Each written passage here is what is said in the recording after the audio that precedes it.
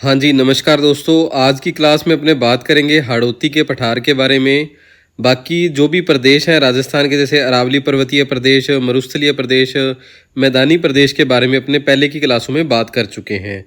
तो आज का अपना टॉपिक है हाड़ौती का पठार या दक्षिणी पूर्वी पठारी बाग। तो सबसे पहले इसकी स्थिति और नामकरण के बारे में जानते हैं। यह जो पठारी क्षेत्र है दोस्तों, अरावली पर्वतमाला और विंध्याचल पर्वत के मध्य स्थित है। राजस्थान में आपको पता है दोस्तों, इस और क्या है, अरावली पर्वतमाला है, और यहाँ गुजरात और मध्य प्रदेश में यहाँ पे क्या है दोस्तों, विंध्याचल पर्वतमाला स्थित है। तो इसके बीच में ये जो बाग है दोस्तों, ये क्या है, हाड़ौती का पठार कहलाता है। इस दक्षिणी पूर्वी पठारी बाग को हाड़ौती का पठार, लावा का पठार, इन नामों से भी जाना जाता है। इसके जो विस्तार के जिले हैं दोस्तों, मुख्य रूप से ये कोटा, बूंदी, झालावाड़ और बारां, इन 4 जिलों में विस्तृत है। परंतु इसके अलावा ये चित्तौड़गढ़, भीलवाड़ा, सवाई माधोपुर, करौली और धौलपुर जिलों में भी विस्तृत है। यानी कि इसका जो सर्वाधिक विस्तार है वो केवल इन 4 जिलों में है। परंतु ये जो बाकी बचे हुए जिले हैं, इनके अंतर्गत भी इसका कुछ क्षेत्र आता है। तो हाड़ौती के पठार के जो विस्तार के जिले हैं, आप इनको अच्छे से याद रखिएगा, क्योंकि कई बार परीक्षा में इससे संबंधित प्रश्न पूछा जाता है। अब अपने इसकी जो भौगोलिक स्थिति देखें तो इसका जो क्षेत्रफल है दोस्तों, वो 23,580 वर्ग किलोमीटर है, जो राजस्थान के कुल क्षेत्रफल का 6.89% है। कितना है, 6.89%, और वर्ग किलोमीटर में 23,580 वर्ग किलोमीटर हाड़ौती के पठार का क्षेत्रफल है। यहाँ पर जो जनसंख्या निवास करती है वो राजस्थान की कुल जनसंख्या का 11% जनसंख्या निवास करती है। यानी कि राजस्थान की जो जनसंख्या है उसका 11% कहाँ निवास करती है, हाड़ौती के पठार के अंतर्गत या इस क्षेत्र के अंतर्गत निवास करती है। यह जो पठारी प्रदेश है दोस्तों, विश्व का सर्वाधिक जनसंख्या घनत्व वाला पठारी बाग है। विश्व में अगर सर्वाधिक किसी पठारी बाग में जनसंख्या निवास करती है तो वो अपने राजस्थान के जो दक्षिणी पूर्वी पठारी बाग में निवास करती है। कितनी निवास करती है, राजस्थान की कुल जनसंख्या का 11%। यहाँ पर दोस्तों जो औसतन वर्षा है वो 80 से लेकर 100 सेंटीमीटर तक होती है। यहाँ की जो मिट्टी है दोस्तों, वो काले रंग की मिट्टी पाई जाती है, जिसका निर्माण क्या है, ज्वालामुखी जो चट्टानें थी इनसे हुआ था। मिट्टी कौन सी पाई जाती है, काले रंग की पाई जाती है, और ये मिट्टी किससे बनती है, ज्वालामुखी चट्टानों से बनती है। अब दोस्तों इस प्रदेश में जो कृषि और खनिज है उनके बारे में बात करते हैं। यहाँ पर सर्वाधिक मात्रा में खनिज पाए जाते हैं। राजस्थान में ये जो अपना दक्षिणी पूर्वी पठारी बाग है दोस्तों, यहाँ पर सर्वाधिक खनिज पाए जाते हैं। राजस्थान को खनिजों का अजायब घर भी इसी के कारण कहा जाता है। राजस्थान को खनिजों का अजायब घर कहा जाता है, ये भी आपको याद रखना है।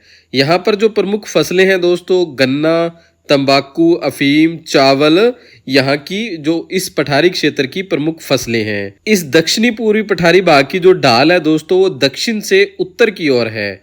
यानी कि ये इस साइड अपने दक्षिण है, यहाँ से ऊपर उत्तर की ओर दोस्तों इसकी ढाल है। यानी कि इस और इस पठारी क्षेत्र की ढलान है दोस्तों।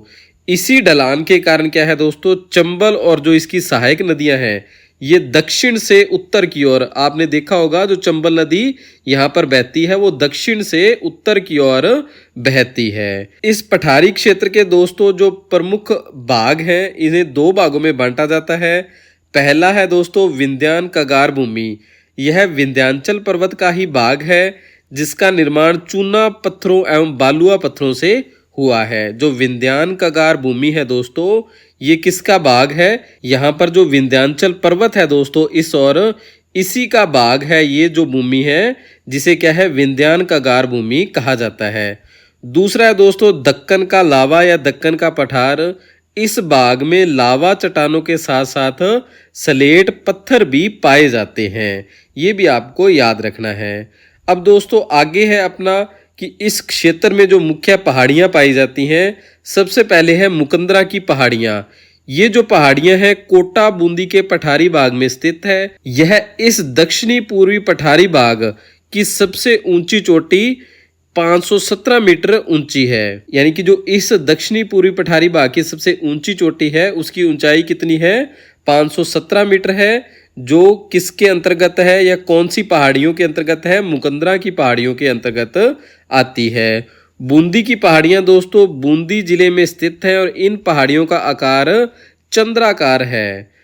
इसके बाद है कुंडला की पहाड़ियां, तो ये पहाड़ियां कोटा शहर के चारों ओर विस्तृत है, इनका आकार कुंडल नुमा है, इसी कारण इन्हें क्या है? कुंडला की पहाड़ियां कहा जाता है। इसके बाद है रामगढ़ की पहाड़ियां, इन पहाड़ियों की आकृति घोड़े की नाल के समान है। ये आपको याद रखना है कि कौन सी पहाड़ियों की आकृति घोड़े की नाल के समान है? जो रामगढ़ की पहाड़ियां हैं, कहाँ पर स्थित हैं? हाड़ौती के पठार के अंतर्गत जो स्थित है, उनकी आकृति घोड़े की नाल के समान है। अब दोस्तों अगर आपको हमारे कलर प्रिंटेड नोट्स चाहिए तो आप हमें 8619845353 पर व्हाट्सएप मैसेज कर सकते हैं, या आप हमारी एप्लीकेशन जीके से जॉब तक से हमारी ई बुक भी परचेज कर सकते हैं। अब इसके साथ साथ दोस्तों हमने राजस्थान भूगोल और हिस्ट्री से रिलेटेड एक topic wise test series launch की है, जिसमें आपको प्रत्येक टॉपिक के सभी प्रश्न उस टेस्ट में मिलेंगे। टेस्ट इस तरीके से बनाया गया है दोस्तों कि अगर आप उस टेस्ट को देंगे तो जितने भी विद्यार्थियों ने, मान लीजिए उस टेस्ट को 1000 विद्यार्थियों ने दिया है अभी तक, एक तो आपको उसमें आपका रैंक पता चलेगा भी आप उन 1000 विद्यार्थियों के अंतर्गत किस स्थान पर आते हैं। मान लीजिए आप 10वें स्थान पर आते हैं या 800 नंबर पर आते हैं, तो आप अपनी तैयारी को एक तो उससे अच्छे से जान सकते हैं, और दूसरा परीक्षा आधारित इतने महत्वपूर्ण प्रश्न हमने उसके अंतर्गत दिए हैं जिससे आपकी तैयारी और भी अच्छे से मजबूत होगी। और वर्तमान में जो इसके लिए जो शुल्क है वो 49 रुपये रखा गया है। मात्र 49 रुपये में आपको राजस्थान भूगोल के सभी टॉपिक और राजस्थान इतिहास के जितने भी टॉपिक हैं, इनकी टॉपिक वाइज टेस्ट सीरीज हमारी एप्लीकेशन जीके से जॉब पर उपलब्ध है। आप उसे अभी ज्वाइन जरूर करें, और हमारी ऐसी ही मानचित्र आधारित नोट्स की वीडियो के लिए आप हमारे साथ जुड़े रहें। आप सभी का बहुत बहुत धन्यवाद। जय हिंद, जय भारत।